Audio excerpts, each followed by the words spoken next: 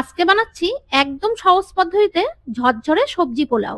এভাবে বানালে এত টেস্টি হবে, যাকেই খাওয়াবেন সে অবাক হয়ে যাবে। প্রথমে 2 টেবিল চামচ ঘিয়ের মধ্যে দিয়ে দিলাম গোলমরিচ, লবঙ্গ, ছোট এলাচ, বড় এলাচ, জয়ত্রী আর স্টার মশলা। মশলাগুলো হালকা ভেজে নিলাম। এরপর গাজর, বিনস, ফুলকপি স্বাদ মতো লবণ দিয়ে হালকা করে ভেজে নিলাম। এরপর 30 মিনিট ভিজিয়ে রাখা জল ঝরানো বাসমতি চালটা দিয়ে লো আঁচে 3 মিনিট ভেজে নিলাম। চালটা ঠিক মতন ভাজা হলে পোলাওটা ঝরঝরে হবে। এখানে 2 কাপ চালের জন্য 1 কাপ দুধ আর 3 কাপ জল মিশিয়ে দিলাম।